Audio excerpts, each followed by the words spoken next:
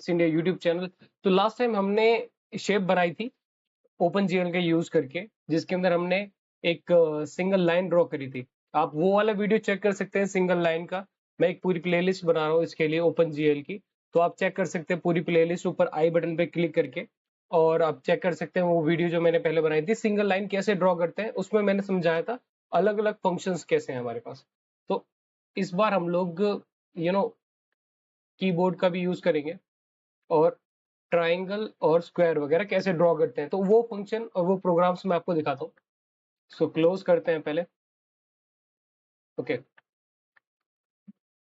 I guess ये इतना visible होगा। ओके, तो सबसे पहले हमारी लाइब्रेरीज जो हमने यूज करी है, इसके अंदर फ्रीग्लट हम यूज कर रहे हैं। तो फ्रीग्लट को किस तरीके से इंस्टॉल करते हैं और किस तरीके से हम लोग उसके लिंकर्स को यूज करते हैं अपने प्रोजेक्ट के अंदर, वो भी आप मेरी पुरानी वीडियो से चेक कर सकते हैं। उसके बाद हमने एक वेरिएबल बनाया है चॉइस, क्योंकि हम इसके अंदर स्विच केस यूज करने वाले हैं। उसके लिए हमें बाय डिफॉल्ट एक सिलेक्शन के लिए वैल्यू 1 डाली है।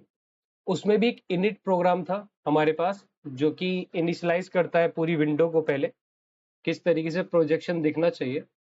उसके बाद इसमें कीबोर्ड का एक अलग से फंक्शन है, जिसके अंदर हम लोग की प्रेस करेंगे उसके अंदर ही स्विच केस चलेगा, कि जिसके अंदर हम लोग की प्रेस करेंगे उसके बाद वो हमारी चॉइस के अकॉर्डिंग वो शेप्स को डिस्प्ले करेगा। तो हमारे पास ड्रॉ शेप्स का एक सिंगल फंक्शन है, जिसके अंदर हमने स्विच केस यूज किया है अगेन, और उसके अंदर हम लोग ड्रॉ कर रहे हैं एक लाइन, एक ट्राइंगल और एक रेक्टेंगल। तो स्विच केस 1 के अंदर मैं आपको लॉजिक समझा देता हूँ किस तरीके से आप वो करेंगे। बाकी ये जो कोड है, एक कोड मैं आपको ट्राई करूंगा, जो फंक्शंस है ना वो आपको डिस्क्रिप्शन में या कमेंट में डाल दूंगा। ओके, तो ड्रॉ अ शेप करने के बाद हम लोग क्लियर करते हैं, पहले तो जो बफर होता है उसको क्लियर करते हैं। उसके बाद हम लोग पाथ, उसके ऊपर हम लोग एक कलर सेट करते हैं कि जो विंडो बनेगी ना पूरी, उसका क्या कलर रहेगा, बैकग्राउंड कलर क्या रहेगा। उसके ऊपर जो शेप्स ड्रॉ होंगी उनका कलर क्या रहेगा। ओके, तो जो शेप्स ड्रॉ होंगी उसका कलर यहाँ से डिसाइड होता है।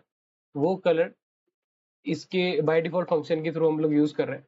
तो स्विच केस में जब हम लोग 1 प्रेस करेंगे, तो 1 प्रेस करने के बाद हमारा ड्रॉ अ लाइन, पहले एक लाइन ड्रॉ होगी, तो उसके लिए हमने बिगिनिंग और एंड वाले जो फंक्शन थे ना वो यूज किए थे। जैसे पहले मैंने समझाया था आपको कि हम लोग उसके अंदर एक पैरामीटर पास करते हैं GL underscore line, line draw करने के लिए, जो बेसिकली वर्टेक्स के ऊपर काम करती है। वर्टेक्स यानी कि आपके एक्स और वाई जो पॉइंट्स होंगे ना, वो प्लॉट करेगा उस पिक्सल को, और उसके बाद स्ट्रेट फॉरवर्ड उससे एक लाइन ड्रॉ करेगा। ओके, तो यहाँ पे हमने वर्टेक्स जीएल वर्टेक्स टू आई नाम से फंक्शन होता है, उसके अंदर एक्स और वाई की वैल्यू हमने डाली है, जो बेसिकली पॉइंट्स है एक्स के और वाई के।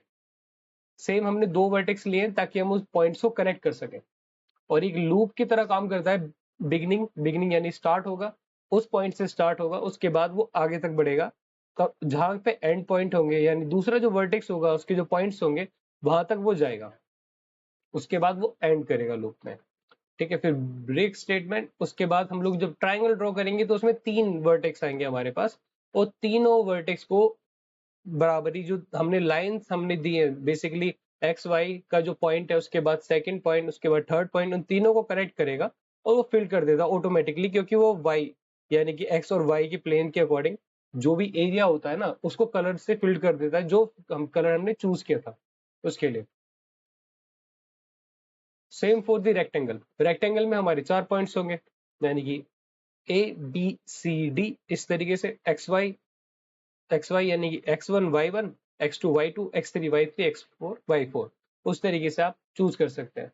इनिशियल मैंने सारे 100 से स्टार्ट किया है, यानी कि एक ही इनका स्टार्टिंग पॉइंट होगा, उसके बाद धीरे धीरे ये करेंगे। तो जब ये लूप चलता है, लूप चलने के बाद ये हम जीएल फ्लश का यूज करते हैं ताकि उसको फोर्सफुली हम लोग डिस्प्ले करा सके, और डिस्प्ले जब हम उसको कराएंगे तो हमारी स्क्रीन के ऊपर वो कैसा दिखेगा। और एक के बाद एक हम लोग जब की प्रेस करते हैं ना, इसके अंदर बाय डिफॉल्ट आपने चूज कर रखा है 1 2 3, हमने डिफॉल्ट 1 रखा था, तो स्टार्टिंग में हमें वो दिखेगा, क्या कहते हैं, लाइन। अब इसको हम लोग 2 कर देते हैं, एक बार उसको सेव कर देते हैं। ओके, तो ये था बेसिकली ड्रॉ का फंक्शन। अब ये है कीबोर्ड का फंक्शन, और उसके बाद मेन फंक्शन में हम लोग फिर से आते हैं, और मेन फंक्शन के अंदर मेनली उसको इनिट करते हैं, सबसे पहले इनिशियलाइज करते हैं पैरामीटर के साथ जो मेन फंक्शन के हैं। उसके बाद हम लोग डिस्प्ले मोड पे जाते हैं, क्या डिस्प्ले मोड होना चाहिए उसका, जो मैंने पिछली वीडियो में डिस्कस किया था कि ग्लट अंडरस्कोर सिंगल या फिर ग्लट अंडरस्कोर डबल होना चाहिए। डबल यानी कि और भी ज्यादा स्मूथ प्रोसेसिंग के लिए, ओके, बट छोटे मोटे प्रोग्राम्स के लिए ये काफी है। उसके बाद विंडो क्या साइज रहेगा, एक्चुअली मैंने आपको बताया था पहले कि एक विंडो हमारी जो लैपटॉप की होती है उसके अलावा भी एक व्यू पॉइंट होता है हमारा, व्यू पोर्ट, जिसके अंदर हमें वो इमेज दिखती है। तो उसकी क्या पोजीशन रहेगी और वो उसका साइज कितना रहेगा, वो 500 बाय 500 की रहेगी, या आप उसको उसकी लेंथ और उसकी हाइट को आप एडजस्ट कर सकते हैं, लेंथ और विड्थ को बेसिकली।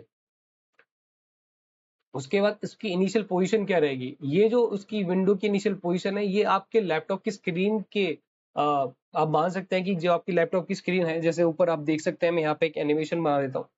लैपटॉप की जो स्क्रीन है उससे लेके एक स्टार्टिंग पॉइंट से लेके वहां से 100,100 कितनी दूर है, यानी 0,0 से 100,100 कितनी दूर है, वहां से वो विंडो बनाना स्टार्ट करता है।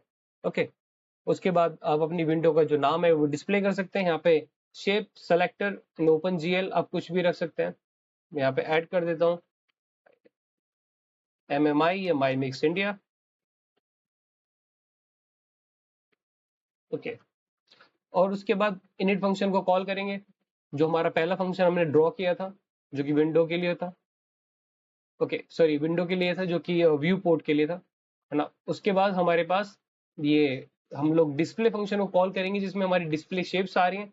उसके बाद कीबोर्ड फंक्शन को कॉल करेंगे जिसमें कीबोर्ड की की प्रेस होती है। उसके बाद ये मेन लूप चलेगा जो कि रिपीट होता रहेगा जब तक कि हम लोग उसको एंड ना कर दें। ओके, तो ये है हमारा एक छोटा सा प्रोग्राम जिसमें आपकी 3 शेप्स डिस्प्ले हो रही है। तो हम इसको कंपाइल करते हैं, होपफुली कंपाइल हो जाए। हो गया, नाउ प्रेसिंग दिस। ओके, तो हमने 2 सेलेक्ट किया था और 2 में बाय डिफॉल्ट ये वैल्यू आई है। Now I am pressing 1, 2 and 3। Okay, so ये था थोड़ा सा एक छोटा सा प्रोग्राम।